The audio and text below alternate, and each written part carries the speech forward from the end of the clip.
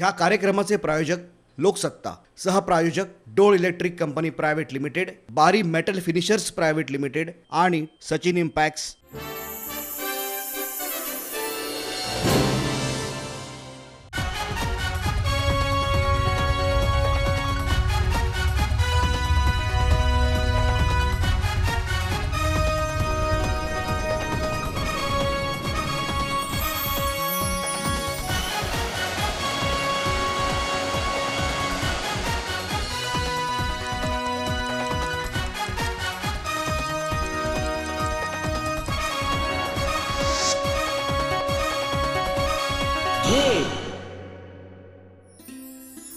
नमस्कार, मी पल्लवी आपल्या सगळ्यांचं झेप या मालिकेमध्ये मनपूर्वक स्वागत करते. ऊर्जा निर्माण, ऊर्जा बचत आणि पर्यावरणाचं संतुलन ह्या विषयाला सध्या जगभरामध्ये खूप महत्त्व दिलं जाते. किंबहुना लोकहिताच्या दृष्टिकोनातून जर आपण पाहिलं तर या विषयाला जरा विशेष प्राधान्य दिलं जाते असं म्हणायला हरकत नाही. याच सदर पार्श्वभूमीवर श्रीयुत अशोकजी अत्रे हे भारतीय उद्योग क्षेत्रातलं एक अतिशय आगळं वेगळं आणि उत्तुंग असं व्यक्तिमत्व, ज्यांनी ऊर्जा आणि पर्यावरणाच्या जतनाचा दृष्टिकोन बाळगला.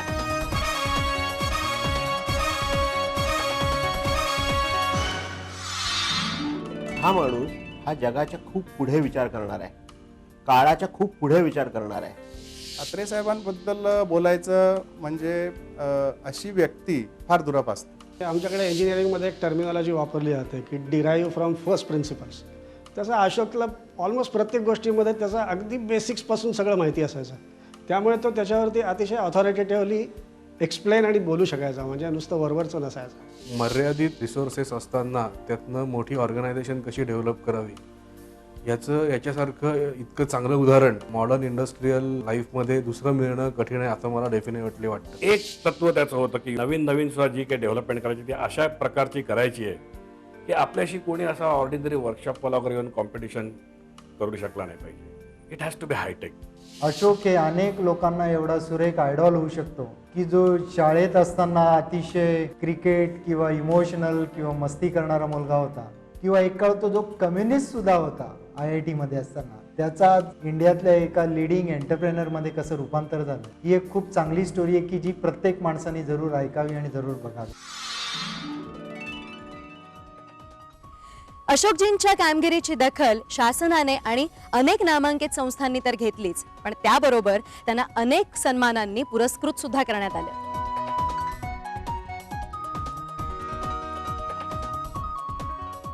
अशोकजी शिक्षणात तर नेहमी अग्रेसर होतेच, पण त्याचबरोबर इतर ऍक्टिव्हिटीज आणि खेळामध्ये सुद्धा ते कधीच मागे राहिले नाहीत बरं का. एक बेस्ट आउटस्टँडिंग स्टुडंट म्हणून ते नेहमीच गणले जायचे. क्रिकेट, ब्रिज, कॅरम, चेस हे सगळे त्यांचे आवडते गेम्स. या खेळांसाठी त्यांनी कितीतरी वेळा शाळा आणि VJTIचं प्रतिनिधित्व केलंय. इतकंच कशाला, क्रिकेटसाठी सुद्धा त्यांनी शाळेचं आणि क्लबच्या टीमचं नेतृत्व सुद्धा केलेलं आहे. मला वाटतं नेतृत्व गुण आणि निर्णय क्षमता हे त्यांचे गुण इथूनच तर विकसित नसतील झाले, आणि म्हणूनच निरंतर आणि शाश्वत अशा तंत्रज्ञानाशी निगडीत व्यवसाय निवडण्याच्या त्यांच्या या निर्णयाला आज इतकं महत्त्व प्राप्त होतंय. क्रिकेट या खेळातलं नेतृत्व कौशल्य हे थिंकरला चॅलेंज करणारं असतं. तो काळ सुनील गावस्करच्या खेळाची छाप पाडलेला काळ होता.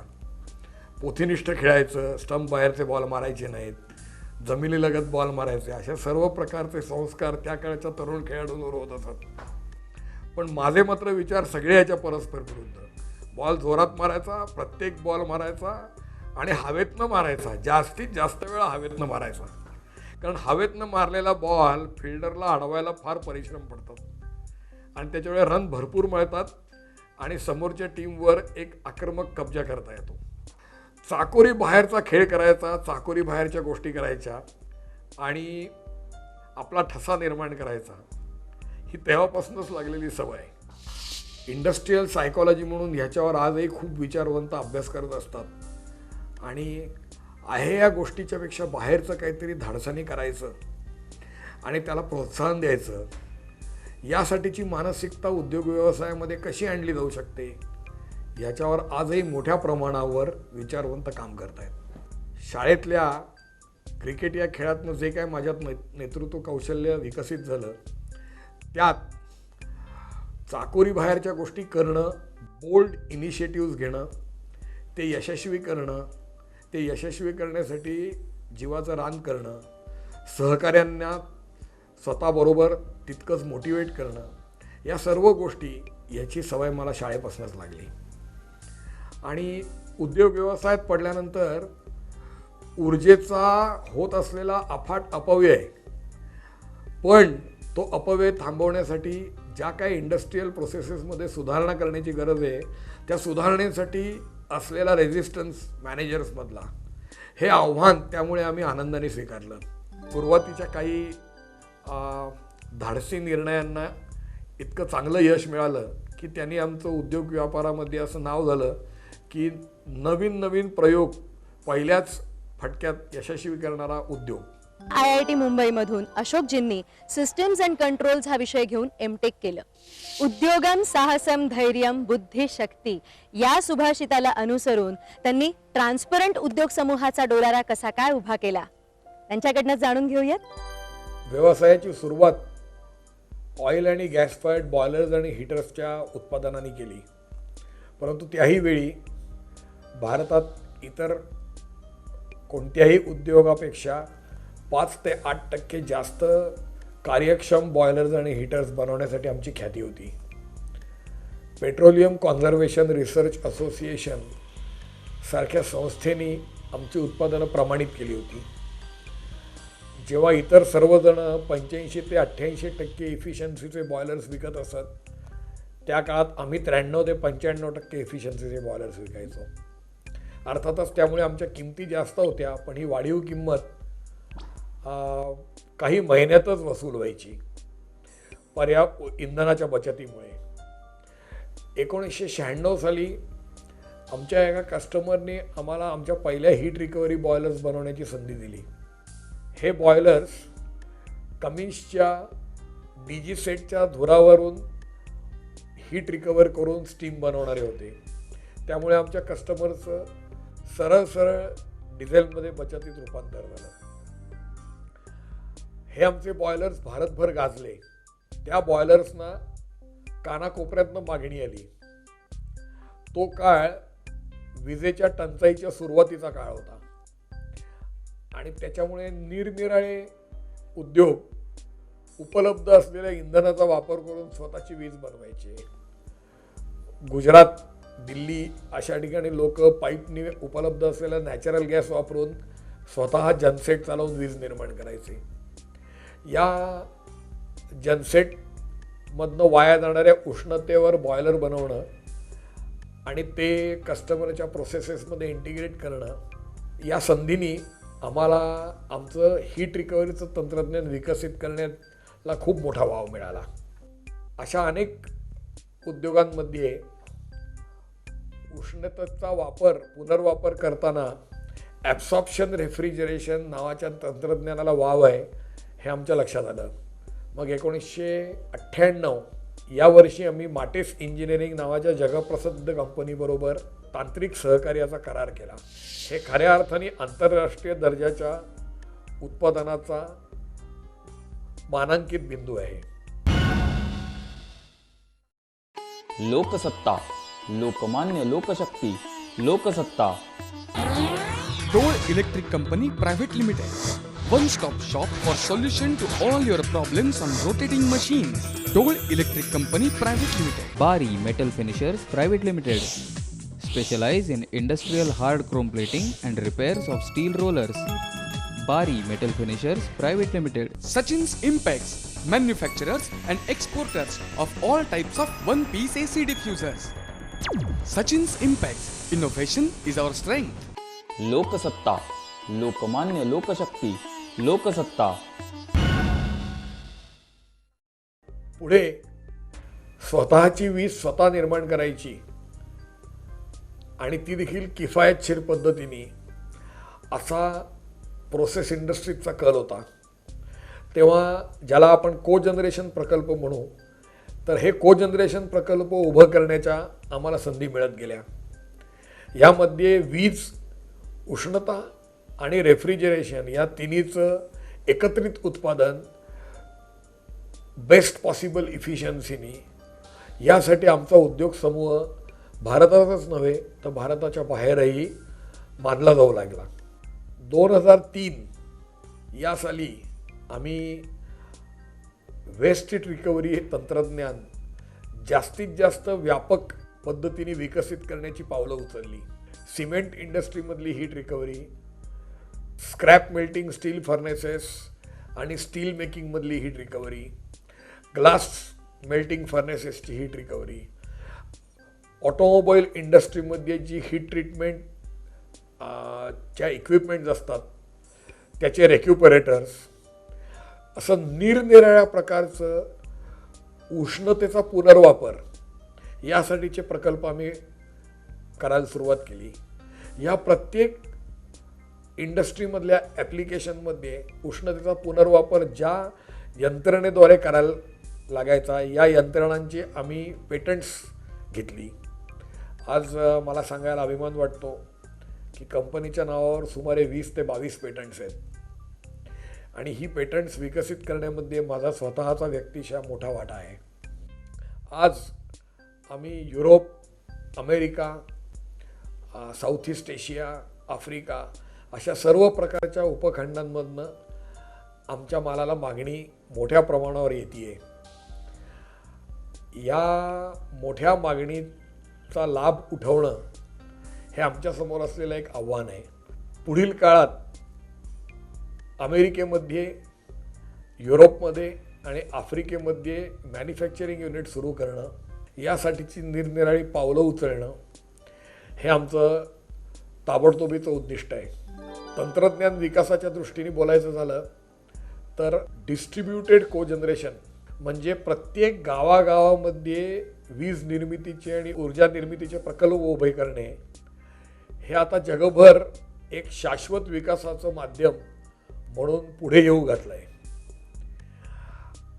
आम्ही इंडस्ट्रीमध्ये स्वतःच्या उपयोगासाठी म्हणून जे प्रकल्प उभे करतो त्या प्रकल्पाची निरनिराळ्या सुधारित आवृत्त्या असं आपण ज्याला म्हणू शकू अशा प्रकारचे प्रकल्प खेडोपाडी उभे करणं, त्यासाठीचे पहिले डेमॉन्स्ट्रेशन प्रोजेक्ट्स तयार करणं हे आमचं पुढच्या 4-5 वर्षामधलं उद्दिष्ट असेल.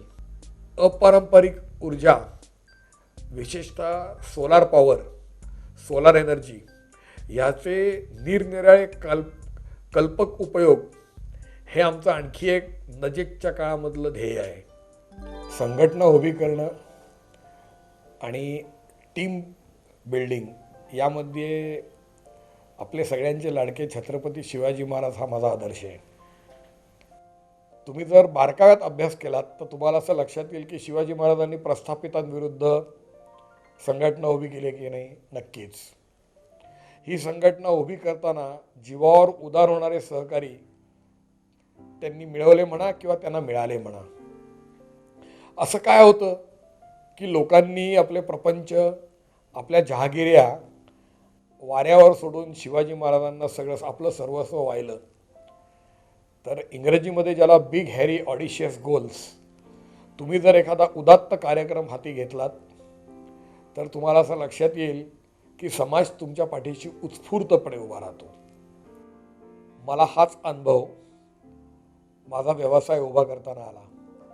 Mr. Ashok has been my friend, my philosopher and my guide. Friend because he has been known to me for almost little more than 3 decades. He's a philosopher because he has always come up with all brilliant solutions to all problems. Guide because he has always shown the way forward in life. Considering the difficulties in business 25 years ago when he started, the various problems that business starting had in India, he built an organization from scratch. He perfected this, and this role of a job creator rather than a job seeker. मी आता माझ्या व्यावसायिक जीवनात 23 वर्षांमध्ये अनेक उद्योजक बघितले. आमची deal final करण्यासाठी मी भेटतो. बरेच कंपन्यांचे चेअरमन, मॅनेजिंग डायरेक्टर, विविध बॅकग्राऊंडचे ते लोक असतात. काही पिढीजात धंद्यातले असतात, काही लहानाचे मोठे झालेले असतात. पण उद्योजक म्हणून जे काही सगळे गुण लागतात त्याच्यामध्ये अनेक गोष्टींचा एकाच माणसांमध्ये, एकाच व्यक्तीमध्ये जो मिलाप झाल्याची एक जी उदाहरण आहे असं फार रेअरली असतं. साहेबांच्या बरोबर या कंपनीमध्ये मी मशीन माउंटिंग आणि वायरिंगची कामे केली. तेव्हा जो मला सुरुवातीपासून अत्री साहेबांचा सल्ला मिळाला तो सल्ला माझ्या प्रगतीला अतिशय मोलाचा ठरला आहे. अशोक अत्रे माझे लहानपणापासूनचे मित्र आहेत. माझं 72 सालापासून पानाचं दुकान होतं. तिथे अशोक अत्रे हे नेहमी माझ्या दुकानात रात्री संध्याकाळी नेहमी यायचे. पण अशोक अत्रेंनी असं कधी दाखवलं नाही की मी एवढं शिक्षण घेतलं. नेहमी माझ्या दुकानात येऊन मला नेहमी सांगायचं की तू चांगला धंदा करतोस, चांगला एक व्यवसाय करतच राहा तू. त्यांनी जी काही टीम तयार केलेली आहे त्या टीममध्ये सगळ्यांची हीच भावना आहे की त्यांच्यासारखा खंबीर माणूस आपल्याकडे उभा आहे, आपल्याला बाकी कशाचीही कमतरता नाही आहे. जी संघटना बांधण्यामध्ये एखाद्या माणसाच्या मधली कॅपॅसिटी किंवा ॲबिलिटी ओळखून त्या माणसावर एखादी गोष्ट सोपवणं आणि त्याच्याकडनं ती करून घेणं ही त्यांना उपजत असेल म्हणा किंवा की ही त्यांची हुशारी फार वाखाणण्याजोगी आहे. त्यांनी ज्या प्रकारे आता डेलिगेशन वापरलेलं आहे त्याच्या ऑर्गनायझेशनमध्ये त्यांनी जबरदस्त लोकांना स्वातंत्र्य दिलं आहे आणि त्यामुळे त्याची organisation is very long sustaining time.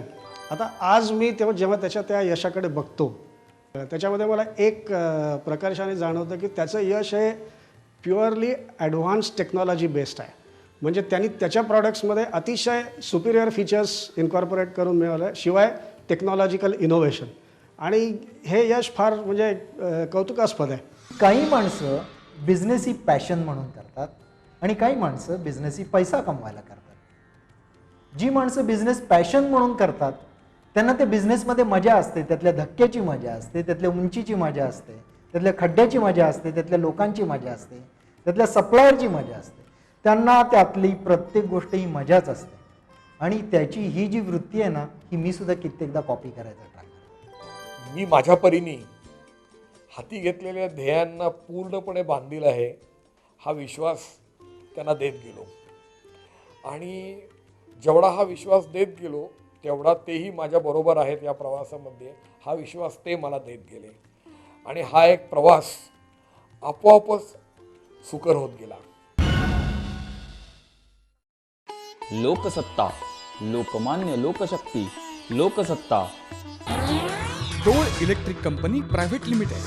One stop shop for solution to all your problems on rotating machines. Dole Electric Company Private Limited. Bari Metal Finishers Private Limited. Specialize in industrial hard chrome plating and repairs of steel rollers. Bari Metal Finishers Private Limited. Sachin's Impex, manufacturers and exporters of all types of one-piece AC diffusers. Sachin's Impex, innovation is our strength. Loksatta, Lokmanya, लोकशक्ती, लोकसत्ता. आमचं लग्न ठरलं ते खरं म्हणजे दोघंही जण पूर्ण नास्तिक होतो म्हणून विचार सर्वच बाबतीमध्ये जुळले आणि लग्न ठरलं. संसाराची पूर्ण जबाबदारी मी घेतली आणि व्यवसायाची पूर्ण जबाबदारी त्याने. व्यवसायामध्ये पारदर्शकता ठेवणे हे मूळ सूत्र असल्यामुळे अशाच उद्योजकांनी त्यांना संधी दिली की ज्यांना या पारदर्शकतेची अपेक्षा होती. बाबा माझ्यासाठी 2 भूमिका बजावत असतात. घरी ते बाबा असतात आणि ऑफिसमध्ये ते एक मेंटॉर असतात. कामात हलगर्जीपणा, कामचुकारपणा त्यांना अजिबात खपत नाही. बाबांची मला कायम शिकवण असते. व्यापक दृष्टिकोन, दूरदर्शी नियोजन आणि अशा कामात इन्व्हॉल्ड असलेली माणसं यांच्यात स्वतःला गुंफून घेऊन सदैव काम करीत राहा, त्याने कायम समाधानी होशील. माझे बाबा मला माझ्यासाठी लहानपणापासूनच आदर्श होते आणि त्यामुळे त्यांच्याविषयी किती बोलावं तितकं कमीच आहे. या अशोकच्या सहवासाचा सगळ्यात मोठा लाभ कुठला असेल तर तुमचं जीवन अतिशय समृद्ध होतं आणि हा लाभ त्याच्या सहवासात आलेल्या प्रत्येक माणसाला झालेला आहे. अशोकजी, आपल्या क्षेत्रात आपल्याला सोशल कॅपिटलिस्ट असं संबोधलं जातं, बरोबर? हो.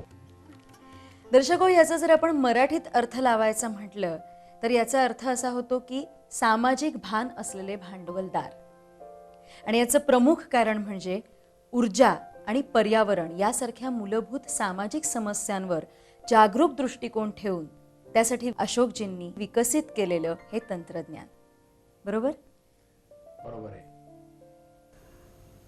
आमची जी स्पर्धा आहे ती ज्याला rampant capitalism versus responsible capitalism असं म्हणता येईल. म्हणजे बेबंद भांडवलशाही विरुद्ध जबाबदार भांडवलशाही, ही स्पर्धा जिंकणं, भांडवलाचा पुरवठा करणाऱ्या मंडळींमध्ये जास्तीत जास्त सामाजिक भान आणणं आणि त्यांच्याकडूनच त्यांच्या भांडवलाचा उपयोग शाश्वत विकासासाठी करण्यास प्रोत्साहन मिळवणं हे आमच्यासमोरचं आव्हान आहे.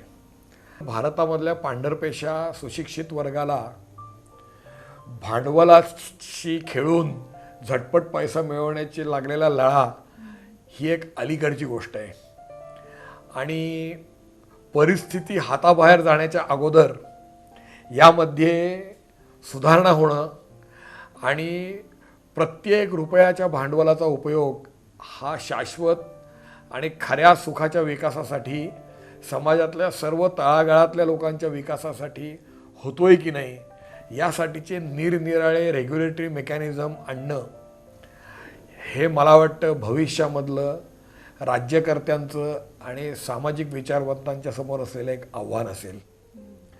ऊर्जा आणि पर्यावरण हे त्याच्या केंद्रस्थानी आहे.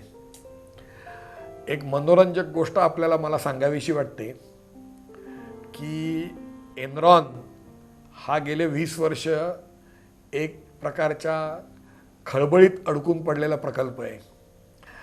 काही ऊर्जेची गणितं इतकी मनोरंजक आहेत की एनरॉनसारख्या प्रकल्पामध्ये पेट्रोलियम पदार्थाचा उपयोग करून 50% रूपांतर विजेत तयार केलं जातं आणि आपण ज्या मोटरगाड्या शहरामध्ये वापरतो या मोटरगाड्यांच्या इंधनाची कार्यक्षमता ही साधारणपणे 10 ते 15% वर कुठेच नसते.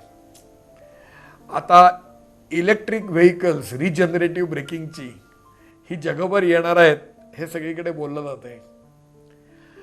म्हणजेच पुण्यासारख्या शहरामध्ये मोटरगाड्यांमध्ये जाळलं गेलं जाणारं पेट्रोल की ज्याचा फक्त 10% ते 15% वापर खरोखरीच उपयुक्त ऊर्जेमध्ये होतो, हे पेट्रोल जर एनरॉनमध्ये जाळलं तर त्याचं 50% रूपांतर विजेमध्ये होईल.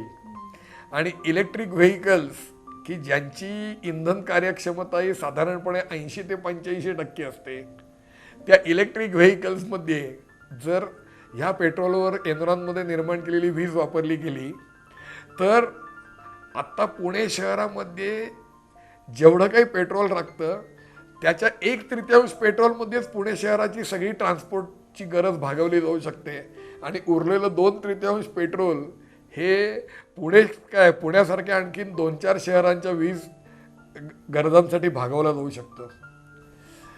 ऊर्जा क्षेत्रामध्ये ज्या पद्धतीने तंत्रज्ञान विकसित होतं आहे आणि एक ज्याला इन्क्लुझिव्ह इंटिग्रेटेड डेव्हलपमेंटचे संकल्प समोर येत आहेत, हे संकल्प मती गुंग करून टाकणारे आहेत.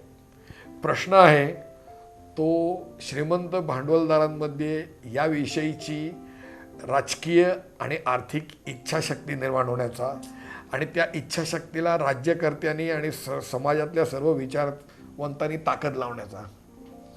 ट्रान्सपरंट ह्या उद्योग समूहाचा यामध्ये जर कुठे सहभाग असेल तर मी असं म्हणेन की माझ्या या आयुष्यातल्या ध्येयपूर्तीची एक ती चांगली सांगता असेल.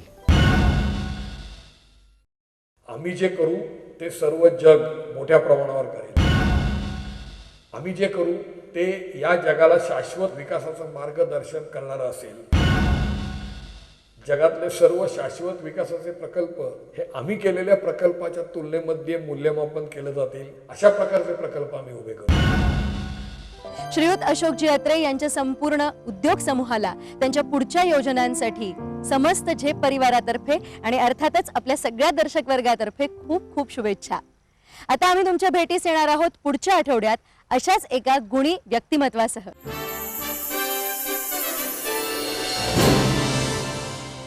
ह्या कार्यक्रमाचे प्रायोजक लोकसत्ता, सहप्रायोजक डोळ electric company private limited, Bari metal finishers private limited आणि सचिन इम्पॅक्ट्स.